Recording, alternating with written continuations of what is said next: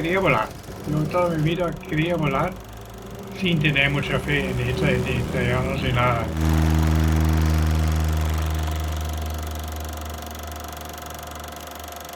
Tenía 18 años, entonces me llamaron, yo tenía que ir voluntariamente a la Luftwaffe.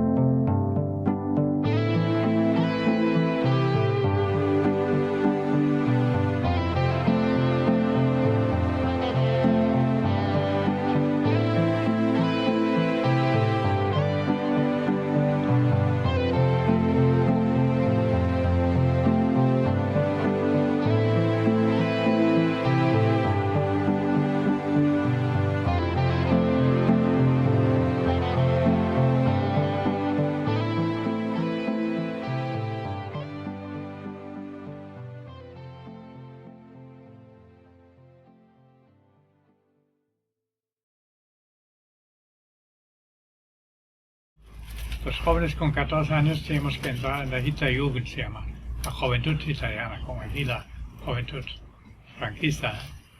Podías elegir entre aviación, entre motor o infantería. Yo me elegí la aviación y así empecé con 15 años a volar aviones sin motor, con un cable muy largo de unos 1500 metros que se va enrollando y cuando enrollas el cable el avión sube. Ahí está el cable, ¿no? ¿Te imaginas? Subes así encima. Y la segunda es por un avión de arrastre que arrastra por delante, tú vas por detrás. Cuando tienes una altura en el cable, tienes una altura de 200 metros, entonces estás encima del camión y tienes que soltar. Y con el arrastre puedes ir a la altura que quieras. Vamos, hemos ido de vez en cuando hasta 500, 600 o 700 metros. Ya me destinaron o preguntaban a ver lo que queríamos volar, a ver qué avión queríamos ir a combate. Yo quería ir a los combates de caza, porque me iba mejor, pensaba yo. Mit diesem neuen Film, den die UFA herausbringt, wollen wir dem deutschen Volk dreierlei zeigen. Erstens, wir wollen den Beweis erbringen, dass das Volk heute in voller Befriedigung leben kann, dass der Luftraum über ihm geschützt wird durch eine Luftwaffe, die in ihren ganzen Kampfmitteln und in ihrem Geist zu den modernsten, schlagkräftigsten und tüchtigsten der Welt zählt. Dass ferner auch das Volk versteht, wie schwer es war und welch eine ungeheure Leistung in der Schaffung dieser Luftwaffe liegt. Eine Leistung einzigartig, denn aus dem Nichts heraus ist diese Waffe geschaffen worden durch den eisernen Willen des Führers, die Entschlusskraft seiner Mitarbeiter und die Tätigkeit von all den Menschen, die sich dieser Waffe verschrieben haben. Y ahí nos destinaron a un vuelo, a una cosa especial. Queríamos ser comandante de este avión, que ha sido un avión que no sabía nadie que existe. Se llama G-177. Ha sido un avión de 4 motores con 2 hélices. Y tenía los 4 motores, las dos hélices para ir a largas distancias. Y sea, la idea principal ha sido ir, por ejemplo, despegar con los 4 motores, después cambiar a 2 motores solo, ir hasta Nueva York, tirar ahí bombas, incluso se podía ir picado, según cómo estaba la circunstancia, y volver. Y cuando estaba todo a punto, yo he pasado casi 4 meses en esta escuela especial, se han dado cuenta que este avión no funciona bien. No funciona bien porque los 2 motores, la acoplación entre 2 motores y 4 ha sido muy complicado. Y se encendían y se estropean continuamente. Y al final yo, mire, paramos, se acabó. Al final me destinaron a la aviación de caza para volar con este avión, con la Messerschmitt 109, que ha sido un avión de entonces bastante viejo, bastante antiguo, porque estuvo volando desde la guerra aquí de española, estaba volando ya el bicho este, salía el año 48, no, 38, 39, sería como avión de caza. Porque Hitler sabía ya que viene la guerra, él lo sabía que la guerra para él, que él quería la guerra contra Rusia. Porque dijo siempre, Alemania es un pueblo sin volumen, ¿no? Sin tierra. Necesitamos mucha tierra, no sé por qué. Ha sido una obsesión de él y quería que atacara a Rusia. Eso lo tenía en la mente desde el principio. No se ha dicho nunca a nadie. Si no, los alemanes no hubieran sido tan entusiasmados de él. Yo primeramente no.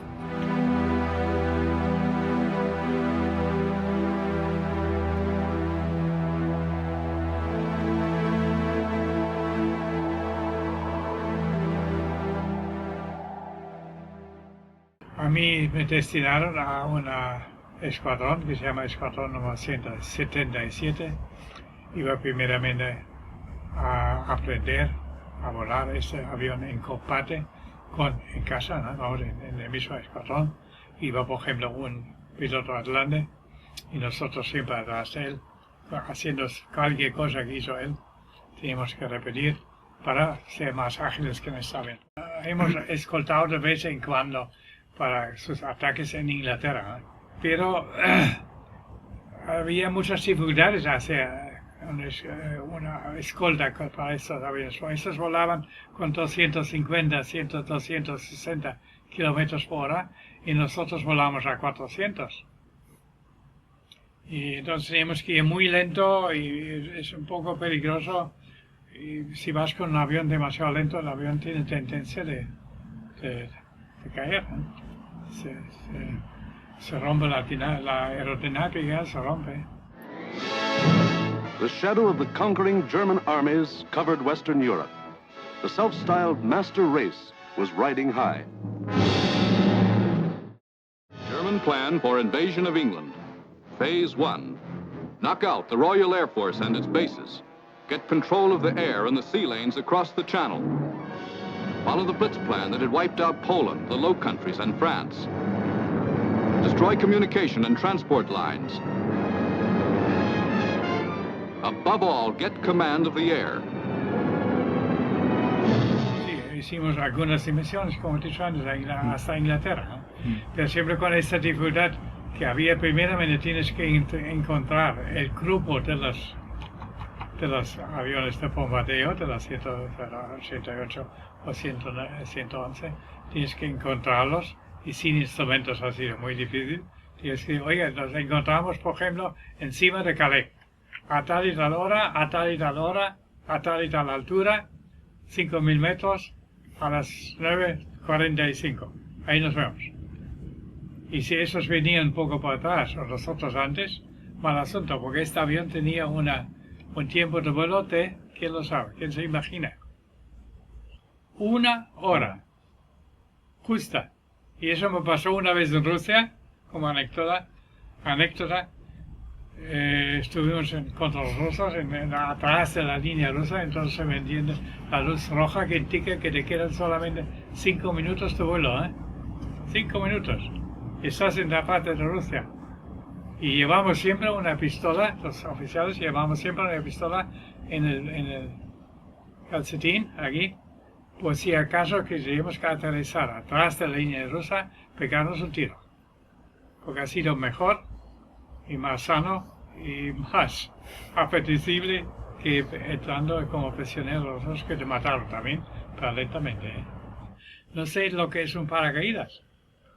O lo llevaba siempre uno, y teníamos instrucciones teóricas en la mesa Schmidt, por ejemplo, cómo sale este avión. Es difícil, ¿eh? Lo ideal ha sido le dabas con el pie un toque a la palanca, y el avión iba así y te tiraba por delante. Por ejemplo, hay un caso muy grave, había un avión de caza que volaba a la mesa Schmidt en África, el señor Marseille, chico joven que se murió porque se queda enganchado su paracaídas en el timón.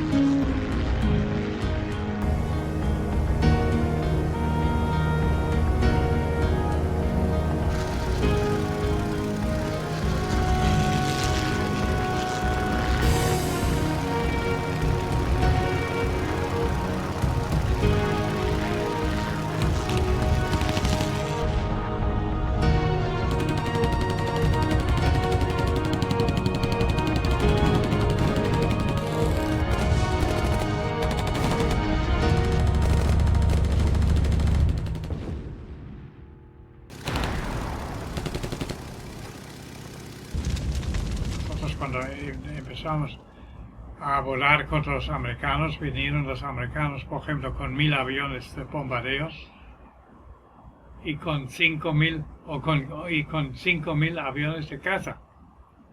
Había un avión nuestro, una Messerschmitt, contra 50 o 60 americanos. Eso es imposible. Hombre, los americanos, claro, lógicamente tenían aviones muy modernos. Primeramente los bombardeos que venían de América, los Lancaster, no me recuerdo cómo se llaman, iban bastante más deprisa que la Junker, bastante más. Y nos costó de cogerlos. Y después los aviones de caza que tenían han sido mucho más competentes que los nuestros, bastante más. Más pesados, eso sí, quizás no podían hacer curvas tan estrechas, pero con mucho más velocidad y más peso.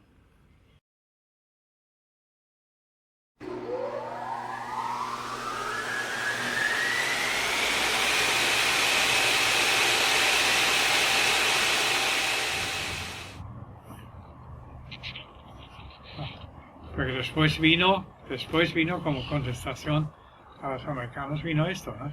Alemania ha sido el primer avión sin hélice, ¿eh? Los aviones a la elección, ¿no? Es decir, Alemania ha sido campeón, ¿eh? Para esto. El mismo como Alemania ha sido los primeros que han hecho los cohetes. Pues decían de chiste cuando se encontraron dos cápsulas de cohetes, se saludaban en alemán. Por tanto, los rusos como los americanos se han cogido a las experiencias alemanas desde el principio.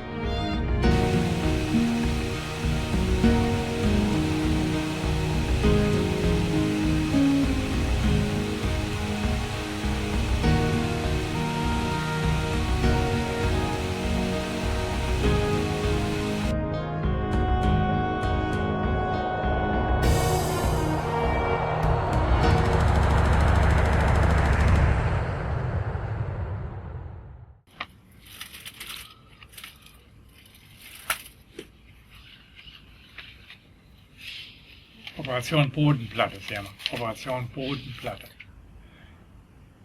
Esta operación consistía en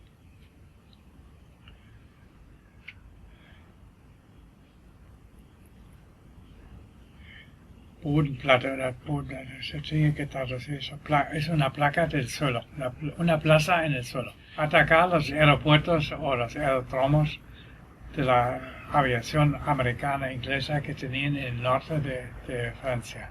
Nosotros en este año, estamos hablando del 1:45. ¿No? Entonces teníamos que querían que ataquemos los aviones que estaban en los aeropuertos en Francia, en el norte de Francia. Y para eso íbamos con Messerschmitt, vamos, con aviones de caza, con la idea de estropear prácticamente toda la aviación americana en el suelo, que ha sido una idiotez, porque un avión para los americanos no sirve, no tiene ninguna importancia. Lo que ha sido importante para ellos han sido los pilotos.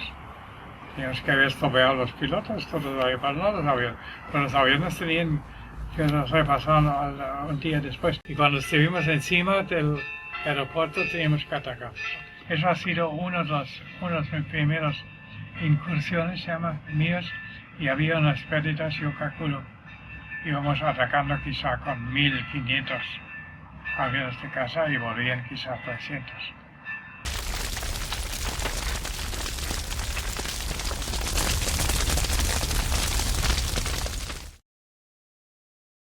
Mis últimas misiones han sido contra los rusos.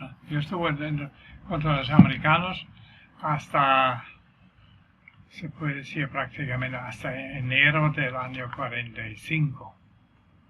Enero del 45. Entonces nos trataron a frente contra los rusos.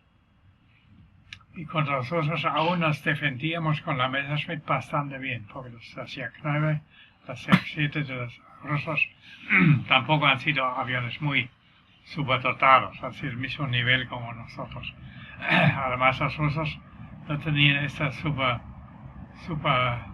cantidad de aviones, porque nosotros cuando empezamos a volar contra los americanos, vinieron los americanos, por ejemplo, con 1.000 aviones de bombardeos y con 5.000 aviones de caza. Había un avión nuestro, una Messerschmitt, contra 50 o 60 americanos. Eso es imposible. Pues yo digo, si a mí me hubiera cogido todo eso contra los americanos, yo no estuviera aquí tampoco. Para nosotros hemos sido, la Luftwaffe siempre ha sido un género muy especial, porque siempre íbamos con corbata y con camisa. Incluso a combate iba yo con corbata. ¿Por qué no? Y esos sí los últimos vuelos que hicimos, y al final nos quitamos prácticamente entre la frontera de la antigua Rusia con Checoslovaquia. Y estropeamos el día 5 de mayo, yo me recuerdo muy bien, porque teníamos gasolina hasta el último día. Y hicimos el último vuelo quizá el día 2 o 3 de mayo. Después cogimos nuestros aviones, los poníamos en tierra, estuvimos en tierra lógicamente. Los poníamos la poca gasolina que había, los encendimos y los quemamos. Cogimos el camión y con los camiones, personal de tierra, los mecánicos y todo eso, íbamos por Checoslovaquia a intentar llegar a la zona americana. no caer en las manos rusos. Así cayó después de 45 hasta 48, estuvo 3 años en la prisión de los rusos, en el Cáucaso. Menos mal tenía la gran suerte, estaba en el Cáucaso. Teníamos un clima muy parecido a Barcelona, quizá un poco más frío, 5 o 6 grados menos. Göring vino de vez en cuando, pero ha sido un tipo que vivía muy bien. So que ha sido la última palabra de él cuando lo cogieron como prisionero. Dijo, a lo menos hemos vivido 12 años bien. 12 años hemos vivido bien, y sí que ha vivido bien, por la pancha que tenía.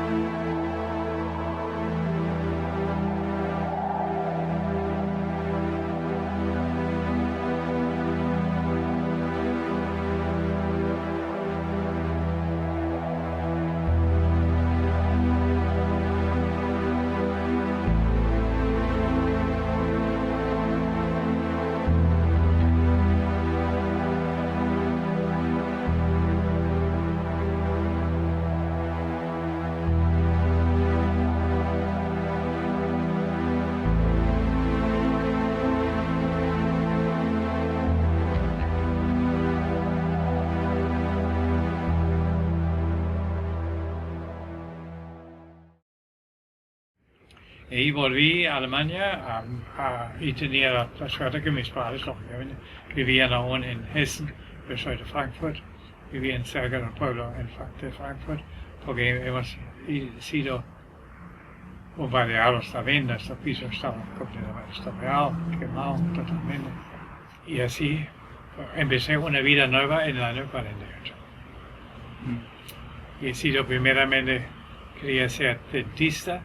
Me iba a la universidad, estaba medio año en la universidad, entonces un amigo mío, íntimo amigo mío de la escuela, que se murió en Rusia, que se cayó en Rusia, cuyo padre sabía que yo vivo en Offenbach también, en Frankfurt, me llamó por teléfono y iba a casa de él, dijo, oye, tú eres tonto, que vas a pasar el tiempo estudiando hasta que tengas 35 años, hasta que ganas el primer dinero. En esa casa mía, la fábrica mía de curtidos ha sido, y he sido curtidor al final. He ido a una fábrica de curtidos, yo ingeniero de curtidos, hasta el año 64 en Valencia.